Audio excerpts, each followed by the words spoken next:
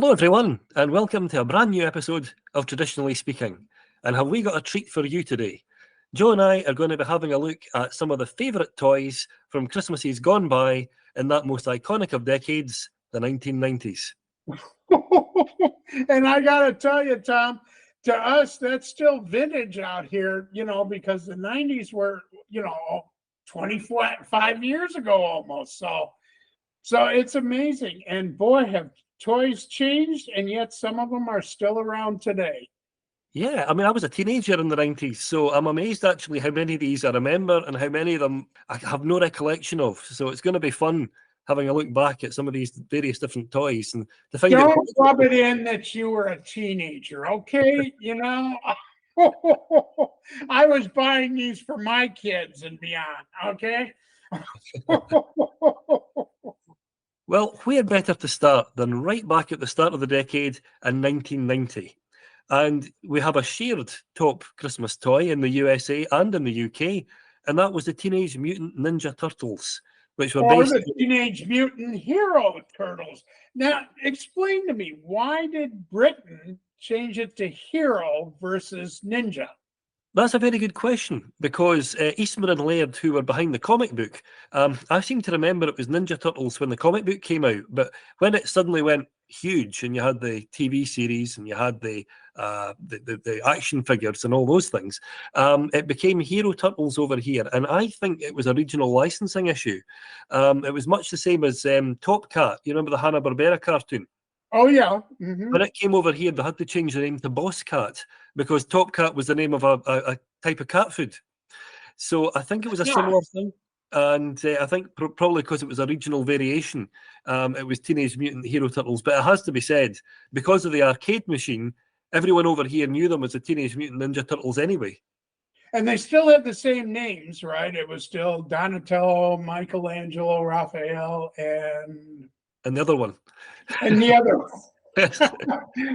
Sorry, listeners, I just went right out of my mind. I'm old, so but yeah, they were huge. I'll tell you, I remember even when they were coming out and they were doing stuff, and soon movies followed and everything. These guys were huge the whole decade through. But it's interesting that they launched the 1990s with the top toy. Yeah, absolutely. I mean, it was just such a massive franchise because the comics were massive. The TV show, the animated TV show was big. That 4-player arcade machine was absolutely ubiquitous. You couldn't go into an arcade without seeing it there. So yeah, I mean, it was just one of those long time. And just you mentioned yourself the film series as well. I think MC Hammer did the soundtrack. So I mean, it was really one of those big iconic franchises. And still today, I mean, they're still out there. They still do well. And, they're still talking about doing more sequels and what have you. And, of course, with CGI and everything, they can do even more than they did before. So, I don't think we've heard the last of them, but it's interesting to start the decade off with them like that. When we move into 1991, we have another shared theme because in the USA, the top-selling toy was a Super Nintendo. But over here in the UK, it was the Nintendo Game Boy, which had been the bestseller in the US beforehand. Yes, which, and it's amazing. You go from the Teenage Mutant Ninja Turtles, which was more hands-on kind of thing, right into electronics. And it's like somebody just flipped the switch, literally. And, Super Nintendo was everywhere to be had, and you couldn't get them. I mean, we sold out of them, and people were desperate to try and get those. So, and I know Game Boy was the same way.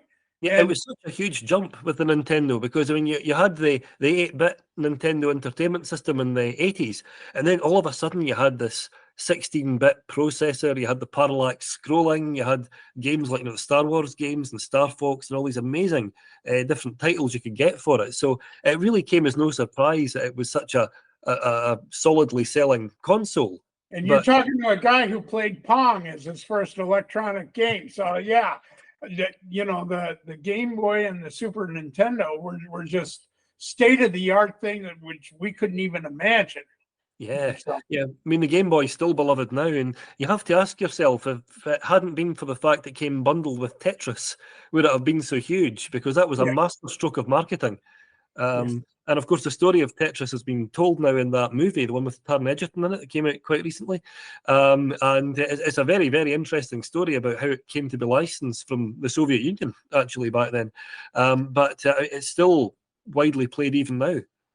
And then it's funny, we get into 92 and we go flip again, all the way from Super Nintendo down to Trolls for the US. I mean, I remember I had Trolls. I had a whole family of Trolls.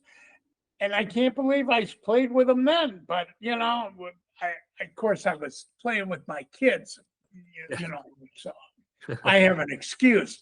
But anyway, but talk about something that was absolutely not state of the art. I mean, this was about as simple as you could get, although they were cute. But you guys, you were into the Thunderbirds.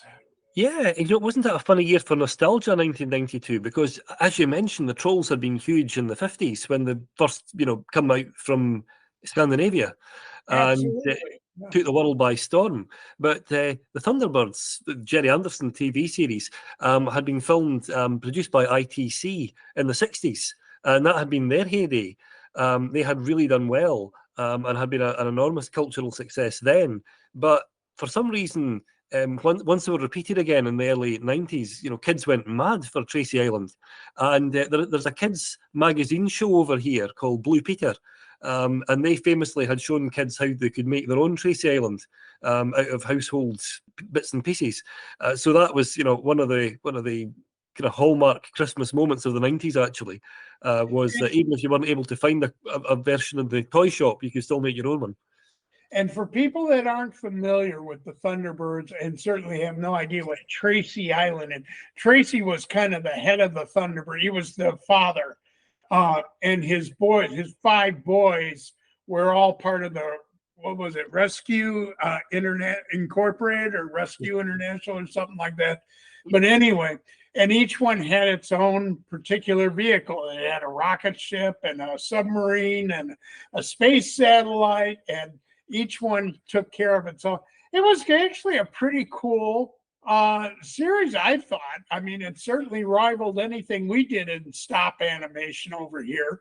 Yep. So, although it was funny, you had mentioned before we started on a side note that they had trouble finding people with American accents. That's right. If they were lucky, they could get somebody like Shane Rimmer, who was an American actor working in the UK, who got lots of work around the 60s and 70s.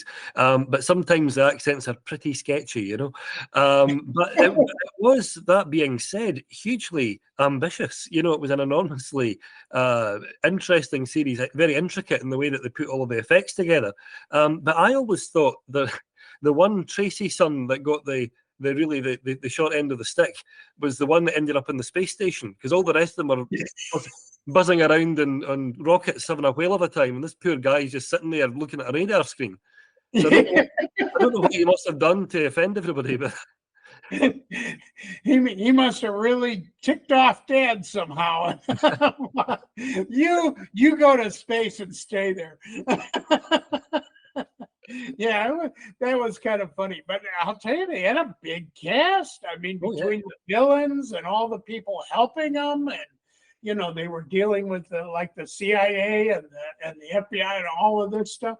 So it was a very involved series, and it's a shame it only lasted a couple of years. I thought it had good potential, but anyway. I remember in the 90s there was actually a remix album came out, and it was DJ Parker and the Thunderbirds. Parker had been a safe cracker who turned chauffeur driver, and it was brilliant because he was a well-known character actor over here called David Graham, and his catchphrase was "Yes, milady."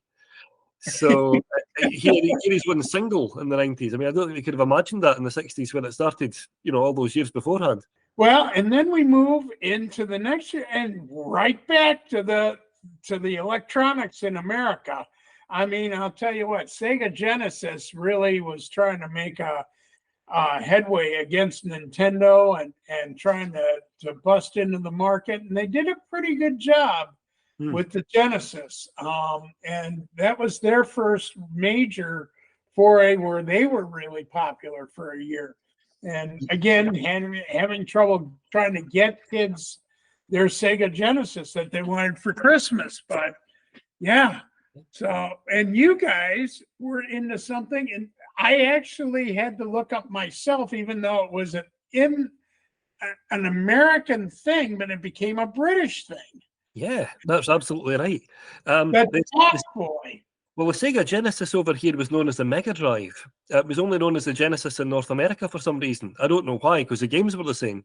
But it was a huge step up from the Master System that had come out before it. Lots and lots of fantastic games like Golden Axe. You know, it was just such a well-known, and let's not forget Sonic the Hedgehog. It just became such a well-known console.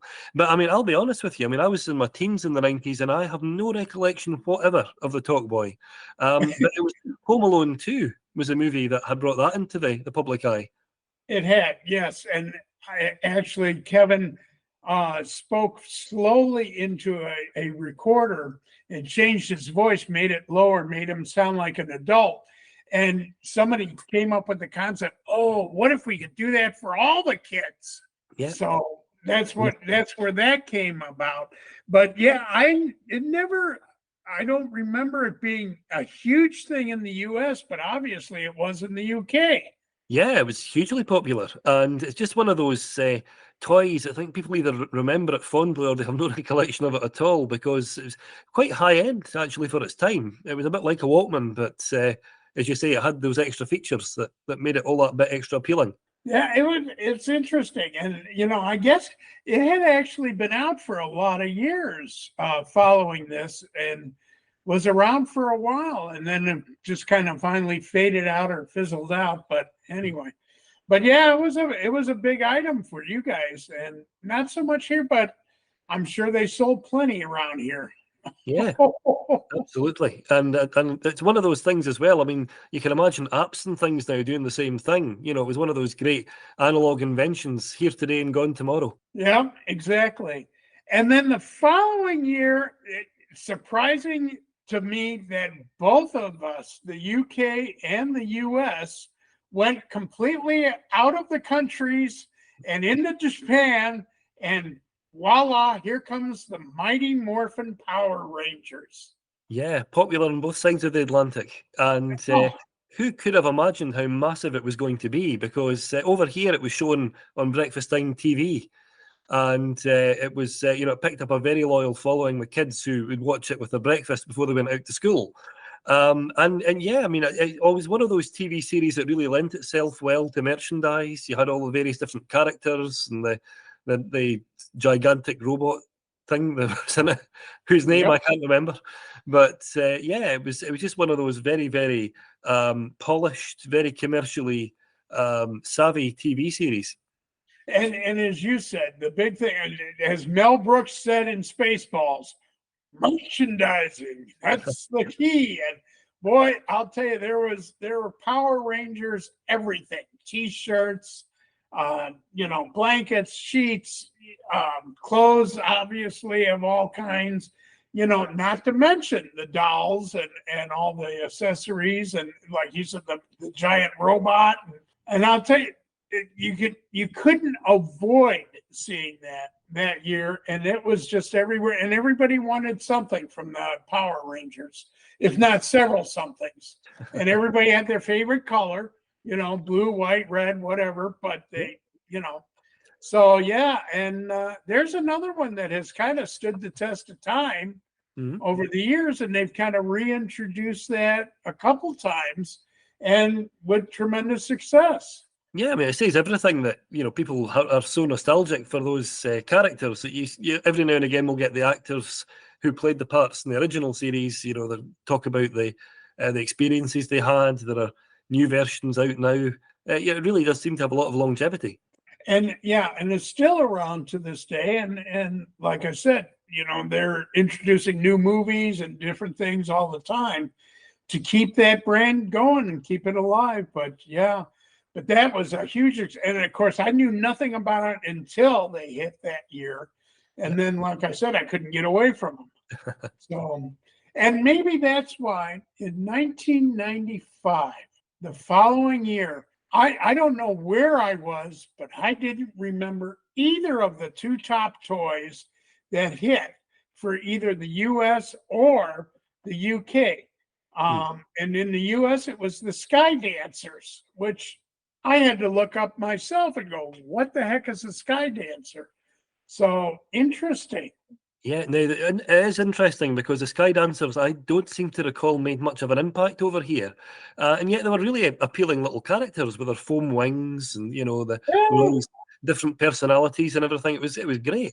The problem with the Sky Dancers, and they were out for a few years, but then they wound up having 20 or 10 million of these things recalled due to causing injuries in the face, like lacerations or bruises, or poking in the eye, or that kind from the very foam wings you were talking about.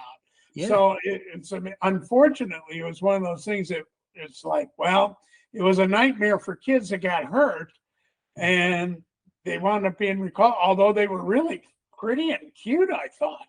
Yeah, they were, and that's what interests me because over here in the UK, it couldn't have been more different because we had Pogs, which were effectively like milk caps, and Yes. you couldn't move for Pogs in 1995. They were enormously popular.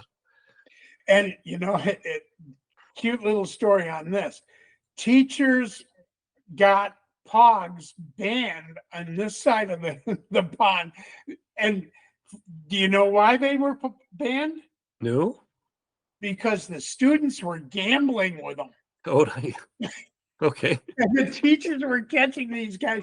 They were constantly doing gambling games and that kind of thing to try and get more Pogs. And so they finally just banned them all, and it was a big deal all across the country that kids were gambling with these milk caps.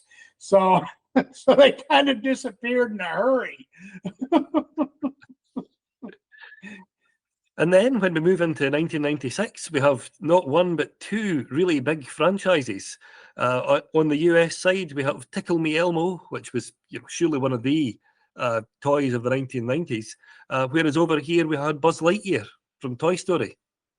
And I got to tell you, Tickle Me Elmo caused such a major problem out here because nobody could get them.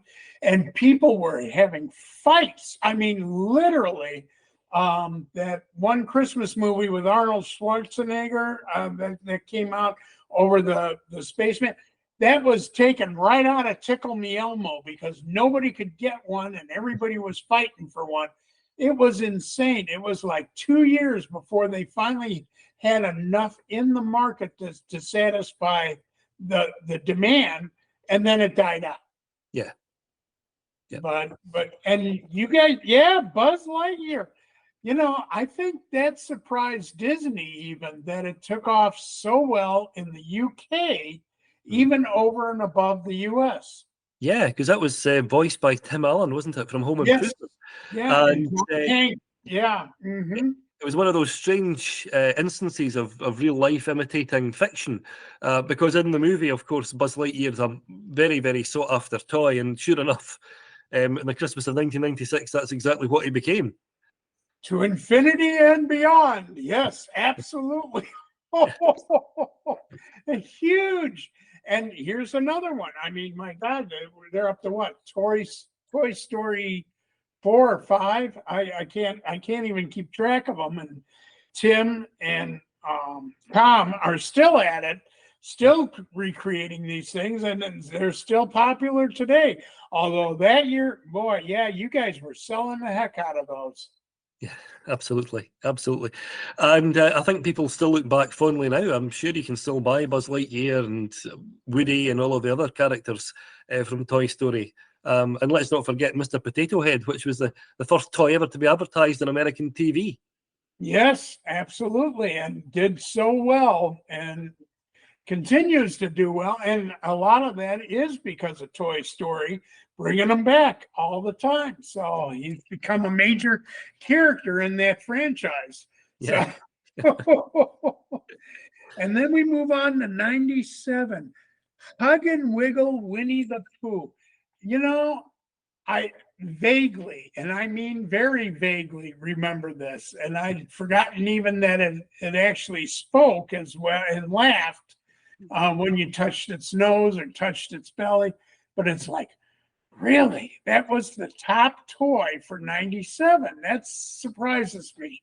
Yeah, I mean, it surprised me too because I don't have an awful lot of recollection of it, but there was definitely a resurgence in interest in Winnie the Pooh around that time over here. The A.A. Milne books that Winnie the Pooh is based on, I mean, they're always popular, but there's a certain respect, I think, for what Disney have done with the character because they've really built on it and they've got all these wonderful characters like Rabbit and Owl and Kangaroo and all, and they've all been developed and they've all been, I think, beloved by so many kids over the generations. It's nice to see it come back again and again. But it was interesting that while we were playing with a cuddly little bear, you guys were onto the Tamagotchis. I remember those. Those were a nightmare. Yeah, all the way from Japan. Yeah, there was little electronic creatures, and you had to feed them and treat them kindly to make sure that they survived.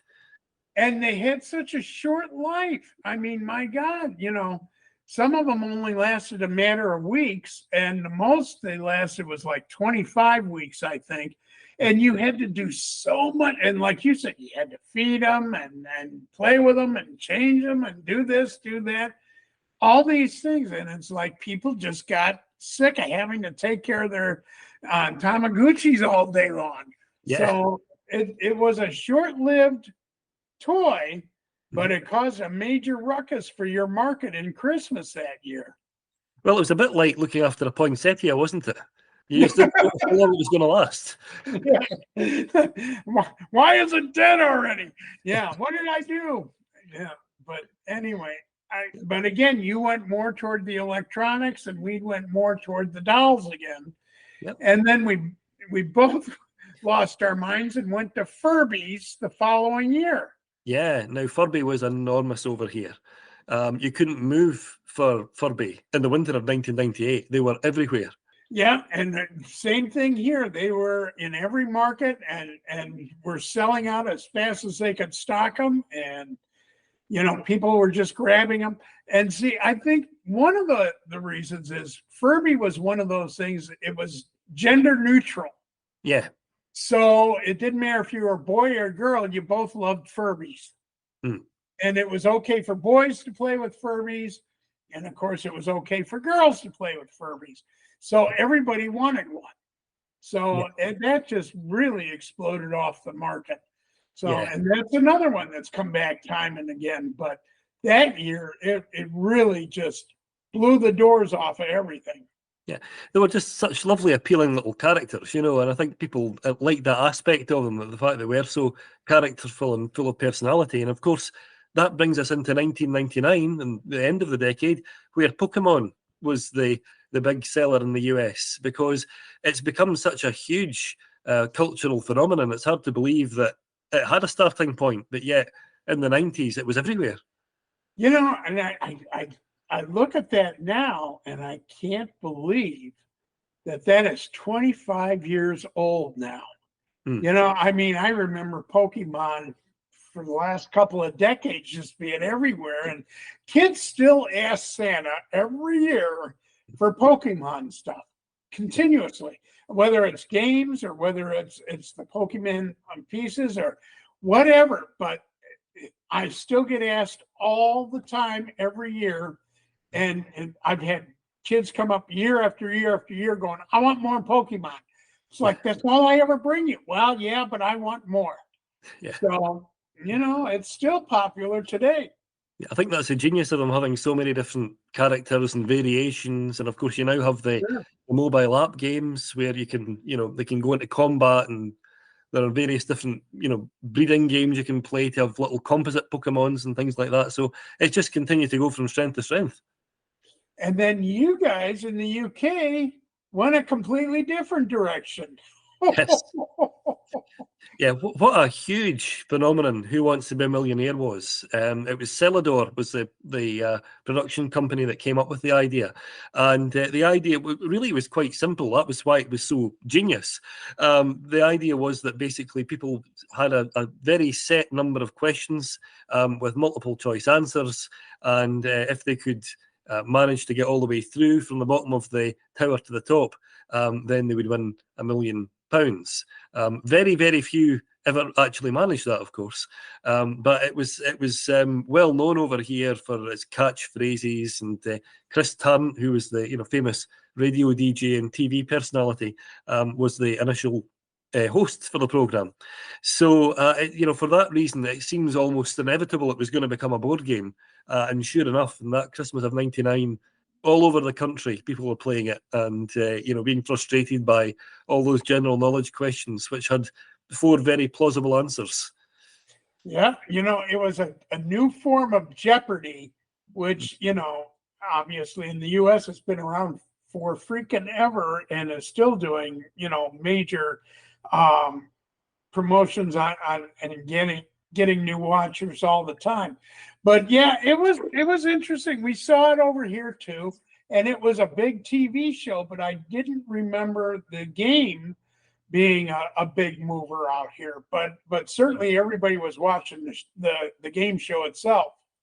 Yeah, it's rather comforting to know actually that when you look at a decade that was full of things like action figures and video games, how do we end it? We end it with colourful toys in the US, and we end it with a traditional board game over here.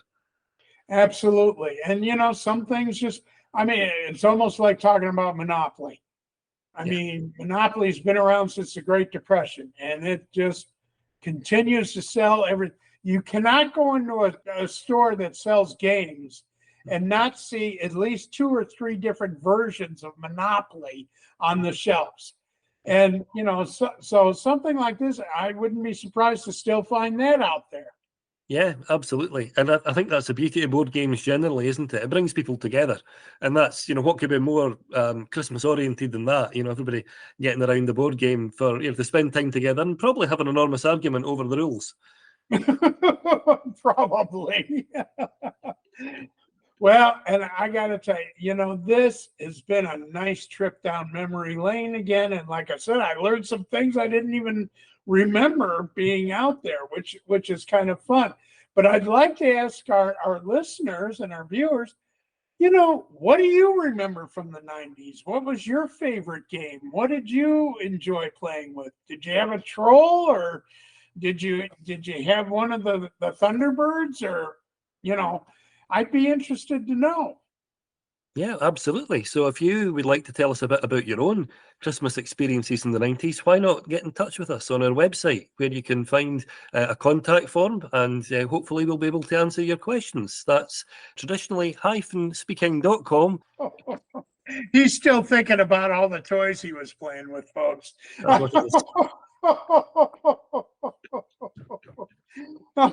But anyway, but this has been fun. And you know what? We're not done yet, folks.